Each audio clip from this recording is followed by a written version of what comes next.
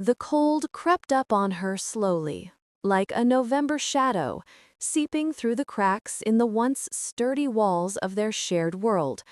The relationship with Mark, once brimming with scorching warmth, was now chilling, like a room with a window flung open in the middle of a raw, dreary autumn. Every breath, every glance between them became thin, lacking the oxygen of before. The air in their apartment seemed saturated with this chill, settling like frost on their smiles, on their unspoken words, and on the fingertips that sought each other less and less often. The last confrontation left behind no broken crockery, no raised voices, only a fragile, ringing silence, vibrating like a taut string with the sense of the inevitable. Anna felt its weight on her shoulders, like an invisible, dusty shroud woven from unexpressed grievances. The smell of Mark's stale coffee and cigarette smoke, which he futilely tried to air out, seemed like the smell of decay. He sat opposite her, his face as impassive as a smooth stone, polished by years of silence. Then those words, delivered with a chilling calmness, cut through the quiet, leaving a metallic tang in the air. "We need to take a break." A click of the bolt. Not a gunshot, no, just a precursor, a promise of the unavoidable, cold end that hung in the air, thick as a pre-storm haze. Panic surged up from the depths, scorching her lungs with its acrid smoke. Her brains thrashed like a trapped bird, frantically searching for an exit from this dead end, this icy cage she hadn't even noticed she'd built. And then, in that chaotic vortex, amidst the wreckage of their love, an ugly, desperate thought boiled up, twisted, and rose. It was slimy and unsavory, like something crawling out from under a rock, but in its poisonous gleam, Anna saw salvation. The last sickening straw to clutch at, so she wouldn't drown. She found it in the bottomless labyrinths of the internet, a positive test promising 2 bright lines without the slightest participation of her own body. Like forbidden fruit, it lay in a secluded compartment of the parcel locker, unremarkable from the outside, but holding a ticking time bomb within. Her hands trembled as she felt the rough surface of the packaging. In the sterile silence of the bathroom, where every rustle seemed criminally loud, the sound of foil being ripped echoed deafeningly in her ears, as if an old letter had been torn apart. Anna knew that inside lay an already made reality, yet she still ran her finger over the plastic with a pounding heart, feeling the slight, deceptive protrusion underneath. 2 distinct red lines blossomed before her, like an ominous yet beautiful symbol. Mark was standing in the doorway of the living room when she emerged, holding her trophy. At first, a confused, almost awkward joy bloomed on his face, like a wild flower in the frost. His eyes, usually so clear, clouded over, and the corners of his mouth twitched in an attempt to smile. He reached out his hand, as if trying to touch not her, but that thin piece of plastic. But then, like a ripple on smooth water, a shadow passed over them, thickening into an unspoken, sharp disbelief. The smile froze, leaving only the trace of a question on his face, cold as a blade. The icy grip that had constricted her heart for the past weeks did indeed slacken, melting away and leaving behind only a feeling of numbness. But in its place, like a slippery snake, another sticky chill crept in, the fear of exposure, enveloping every cell and making her breath catch. She had taken the first step onto the thin crust of ice, and the abyss was already stirring beneath her. The fear, that sticky chill that had clung to Anna since the previous night, crystallized into a brittle, sharp resolve. She had bought herself time, but time, as she knew, was a hungry beast, constantly demanding to be fed. Her fingers, slightly shaking, danced over the keyboard. Each silent mouse click was not just an action, but a tight, almost audible stitch with which she wove her web. The monitor screen became a window into other people's lives, where other women, unaware, gave her their cherished secrets. Here was an ultrasound image, a tiny seed of life surrounded by velvet darkness, with a barely perceptible beating spark at its center. Someone else's life, which Anna now shamelessly appropriated, downloading images in batches, studying dates, angles, even the expressions on the faces of happy parents in the comments, so that her own lie would look convincing, undeniable. The smell of strong coffee, always so comforting, now caused Anna a phantom fit of nausea. She grimaced, turned away, theatrically covering her mouth with her hand until Mark solicitously moved the cup further away. And suddenly, the house was filled with new, sharp scents, the intolerable smell of freshly cut grass, even though it was the dead of winter outside, but Mark had bought an air freshener, or the acrid, cloying trail of his new deodorant. Every breath was a performance. Her wardrobe transformed. From light, figure-hugging fabrics, it turned into a sanctuary of loose, bulky knit sweaters, shapeless dresses, and cardigans. The soft wool caressed her skin, but through it, Anna felt the chill of her own unchanging body, desperately seeking refuge from curious eyes. She looked at her reflection, disguised in a fluffy cocoon, and saw not herself, but a ghost, imprisoned in the shell of deceit she had woven with such diligence. In the evenings, when Mark fell asleep, she would take an old box from the closet, smelling of dust and forgotten dreams. Inside lay carefully forged lab report forms, whose perfect fonts and convincing stamps were the result of sleepless nights spent studying dozens of medical websites. Every word, every number, every signature on these papers was another brick in the wall growing between her and the truth. The slightly rough paper rustled under her fingers, and the smell of printing ink mixed with the acrid taste of fear on her tongue. Anna knew that every document, every file, every gesture was not a step towards freedom, but merely the fastening of another invisible thread, a thread that was tightening, becoming tauter, entwining her, Mark, their entire home. The silence in the apartment was stretched like a string, ready to snap at any wrong move, at any accidental glance. And she felt that with every new layer of lies, with every successfully played episode, that string was becoming thinner, sharper. The silence of their apartment, previously dense with unspoken tension, now vibrated with Mark's booming joy.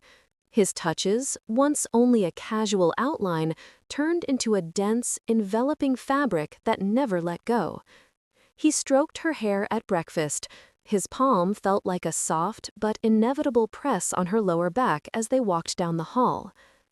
His eyes, previously darkened by the cold of recent arguments, now burned with a bright, unquenchable fire of anticipation, and this light, instead of warming her, scorched Anna.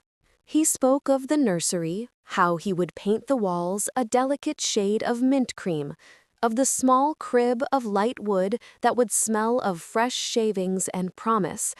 His voice, low and warm, vibrated with unspoken happiness, like a taut string ready to break from the excess of melody.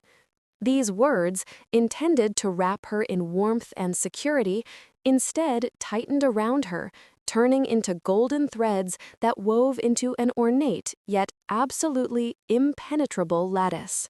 Anna felt every breath grow heavier. She was caught, like a rare bird in a cage inlaid with diamonds, built from her own lies. The luxury of this confinement, it seemed, only intensified the sharpness of the iron bars she herself had forged. Mark's joy, pure and serene, echoed beneath her ribs with an unbearable, burning pulse, each beat of which was like hot coals scattered beneath her bare feet.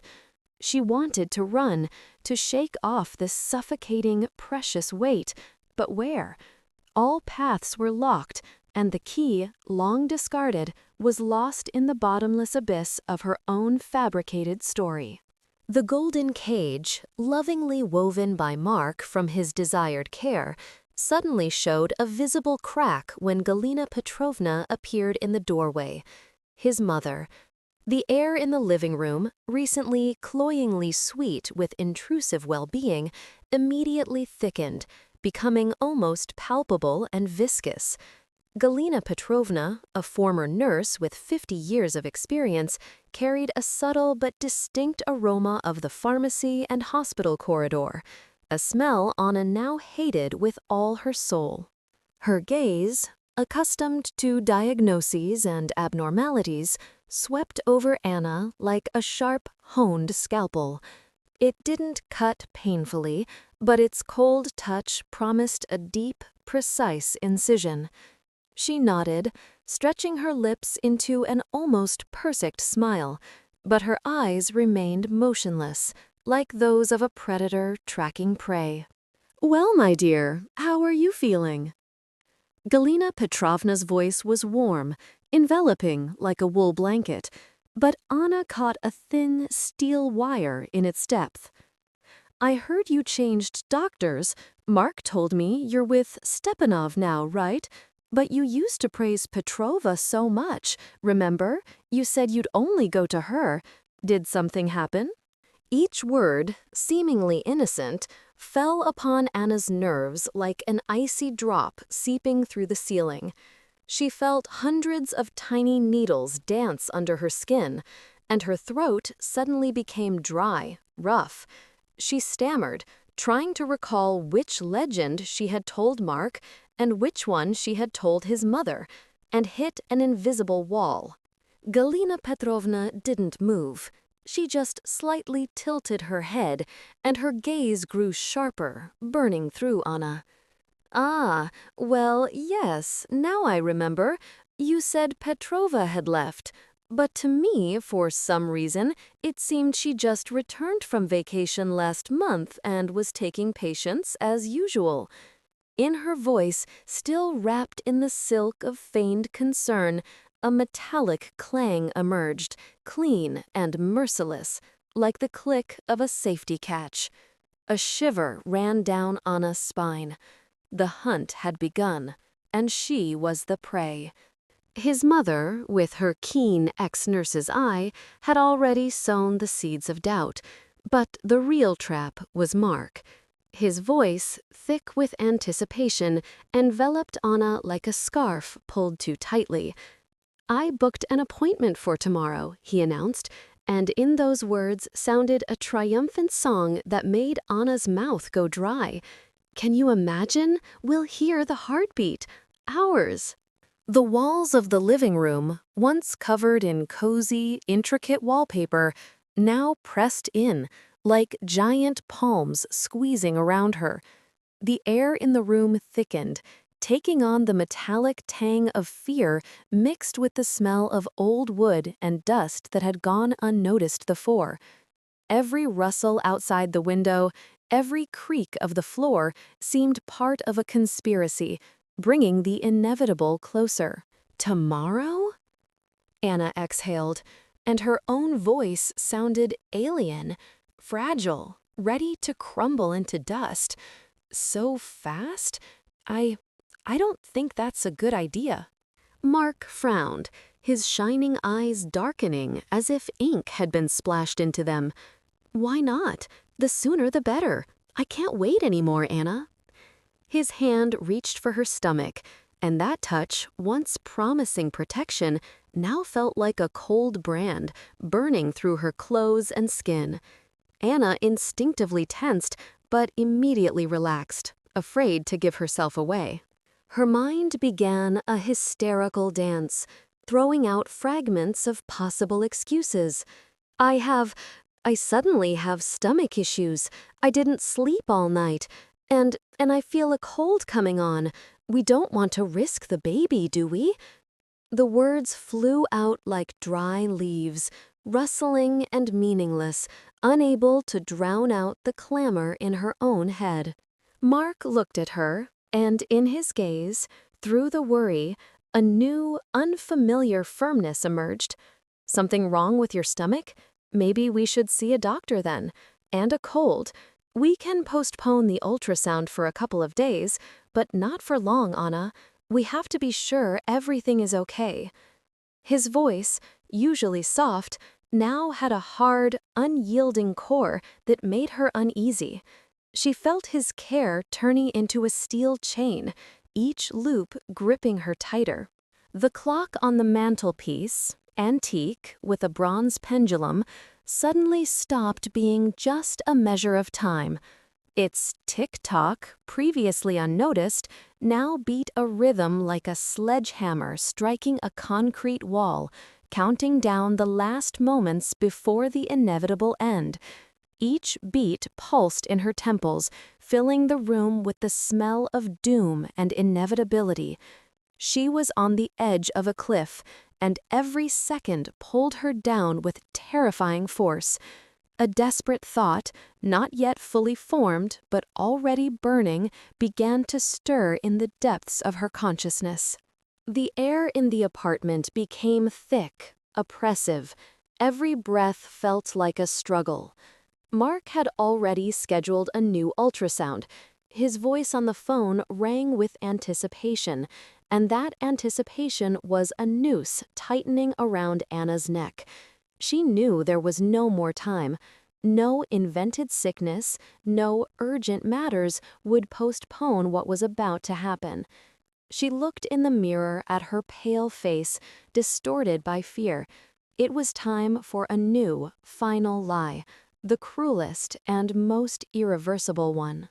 Her hands, as if they were not her own, trembled as she tore open the package of theatrical blood. Thick, unnaturally crimson, it seeped through her fingers, leaving a cold, sticky trail on her skin and a sharp, metallic smell in the air, not of blood, but of iron, clinging to the lining of her nostrils. Anna looked at this scarlet mess, and in the depth of her mind, beneath the layer of panic, flashed an obscene, almost detached thought: how easy it was to create the illusion of life, and how simple to destroy it. She screamed. The first sound was cracked, tentative, tearing from her chest like a rusty nail.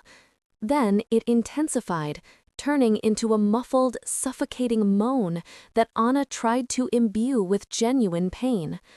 From the bathroom, where she sat hunched like a broken bird, a sinister, dark red trail flowed across the floor. The smell of iron now permeated everything. It scratched her throat, hung in the air, a taste of panic. False sobs shook her shoulders. The sound was dull, broken, resembling crumbling plaster. Every cell in her body protested against this monstrous hoax, but her mind, gripped by the cold fire of despair, held her captive. Through the fog of feigned pain, she heard Mark's steps, hurried, stopping abruptly. He rushed toward her, and Anna, raising her eyes, met his frightened gaze, in which the premonition of disaster was already burning. She choked on tears, skillful, bitter, and whispered the words that were supposed to drown all questions, locking them forever beneath the mass of a shared, unbearable tragedy. The metallic, bitter tang, like unshed tears, still hung in the air of the living room, where Mark, as if entombed in an invisible vault, drowned in the quicksands of despair. His mother, a woman whose hands were accustomed to sterile cleanliness and whose eyes had seen too much inexplicable pain, could not sit still. In her veins, instead of grief, a corrosive premonition pulsed, like a thin but stubborn string pulled to its limit. The bathroom, like the field of a recent battle, held traces of a fleeting but devastating fight. Among the damp wipes, empty bottles, and crumpled scraps, the waste bin gaped like a black maw, promising oblivion. Fingers in a thin surgical glove, accustomed to analysis and systematization, slid inside, methodically probing the heap of discarded sorrow. Under a crumpled piece of fabric, still smelling of cloying sweetness and hospital chemicals, they encountered something smooth and resilient. She pulled it out. A transparent package, slightly damp, with a bright label. Bright red letters on a pristine white background screamed silently, piercing the quiet. Theatrical blood, realistic formula, creates the effect of a real wound. An icy prick of truth, sharp as a shard of glass, pierced her core, burning away the remnants of doubt. This was not a chill from cold, but the precursor of a scorching, burning clarity. Her eyes, now narrowed to slits, continued the methodical search. In the very depths of the bin, like a forgotten memory, between wet cotton and a candy wrapper, the corner of a crumbled paper appeared. She carefully smoothed the sheet like an ancient scroll, afraid to break the thin thread leading to the solution. Before her lay a black and white image, a frozen world of someone else's unborn miracle, an ultrasound image, indistinct outlines, a date that did not match, and a name at the top of the sheet. It, like a brand, had nothing to do with Anna. Two objects.